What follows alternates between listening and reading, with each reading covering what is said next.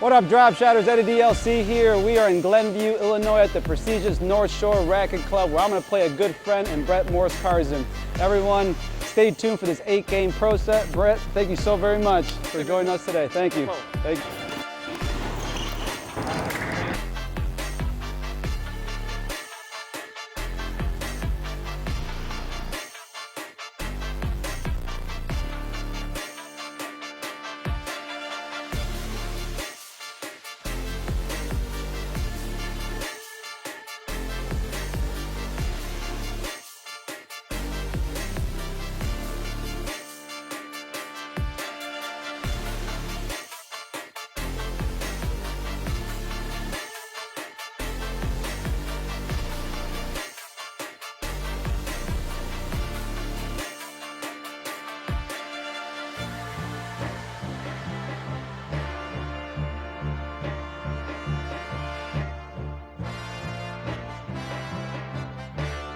All right, now you're rocking. It's on?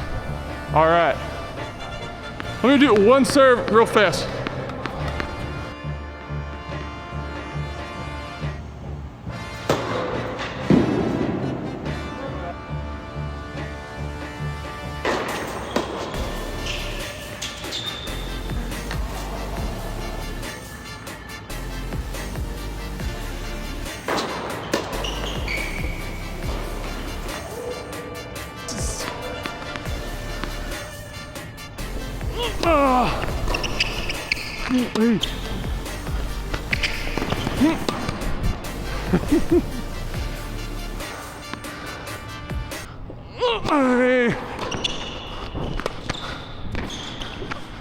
Yeah.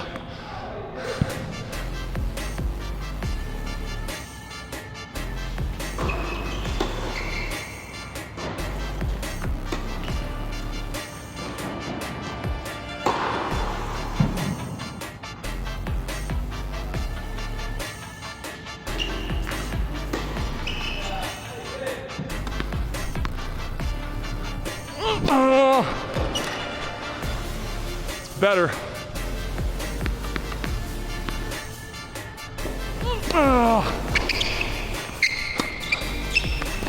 Yep. Shot.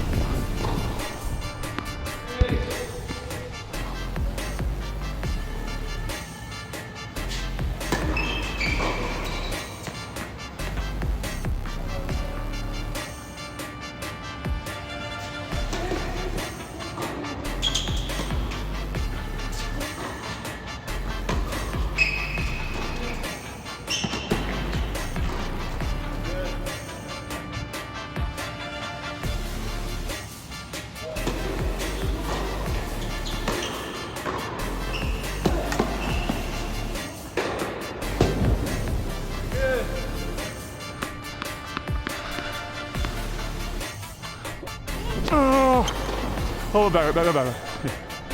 Second serve.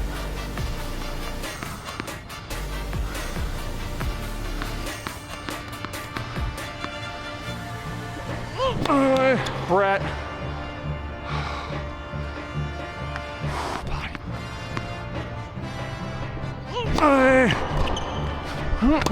Brett!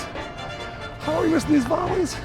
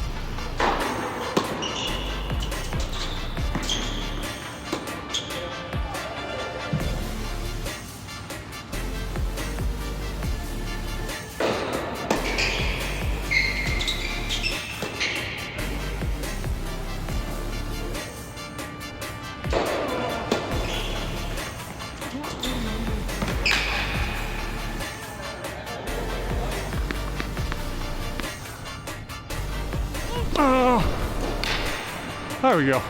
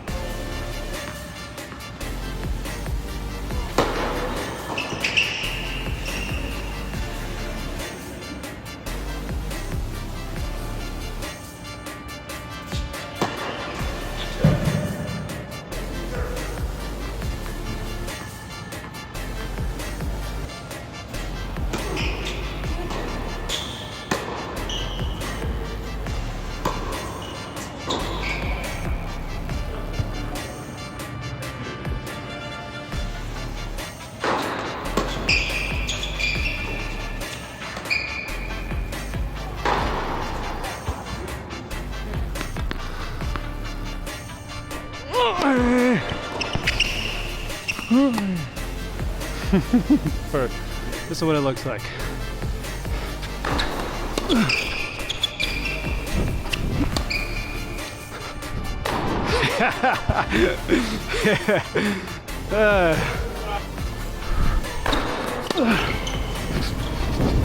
So good, dude.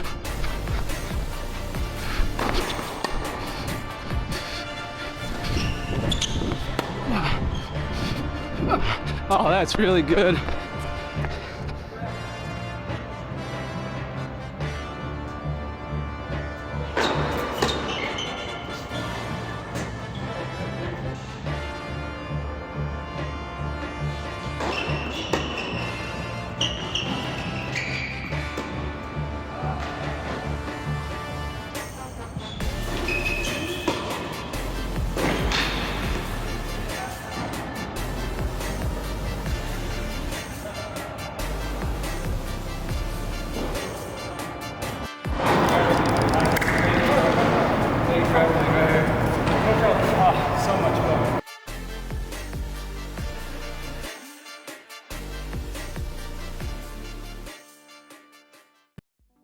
All right, Drop Shotters, Eddie DLC here. We are at the prestigious North Shore Racquet Club in Glenview, Illinois, with one of my great buddies, Brett Morse-Karzen, and his dad, Jerry Morse-Karzen, the head coach at New Trier here in the state of Illinois. Gentlemen, thank you so very much for coming on out and taking time to, thank you.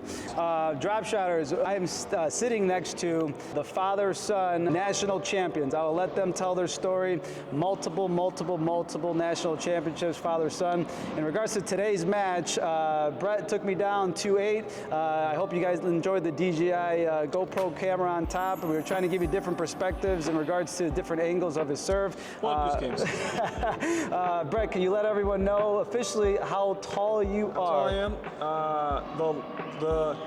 Let's see, last time I went to the doctors, it was like 6'9" and 3/4. So that's the official measurement. But with shoes and a hat, 6'10". Awesome. 6'10" is what I'm gonna go with. Drop Shotters, after the match right now, Brett gave me some phenomenal news as a buddy. I want to say congrats again. Brett, can you let everyone know in regards to where you're going, in regards to Turkey, and what team you'll be playing for? Sure, I got picked as a doubles specialist for the ITF World 35s team, which means I get to represent the USA in Turkey March 9th through the 14th. So I'm psyched and training and stuff, and I'm looking forward to getting over there and playing as well as I can. It's a very cool opportunity, and I've been working towards for the past few years. So it's great to get a pick. So I'm very absolutely very honored. Anytime you get to the opportunity to play for your country, that's phenomenal news. Jerry, question for you. In regards to, can you let everyone know how many national championships? Jerry has his resume speaks for itself, drop shotters. National champions with his own dad, with Brett here, with his daughter. I don't know if you can accumulate how many national championships you've won, but just tell us about that journey in regards to just playing so many tournaments growing up here. Well, first, it's I've had really good partners. It's the first thing. Find a good partner, and success can happen. Just a joy to play with. Started with my dad back in the 70s. We won 4 national father-son championships, and then Brett and I started playing, and we've had a good run. We've won 45 national championships, and then I also played. Brett has a sister named Becky, who was quite good, and we've won. We think 20, so if you around 20, 45, and 20 or 65, 69, and no, it's been great. I've played a bunch of. I grew up playing high school tennis and went to college and played collegiately and played professionally, and played in Wimbledon, the U.S. Open, and the French and stuff. But I was the guy losing early at those tournaments. All right.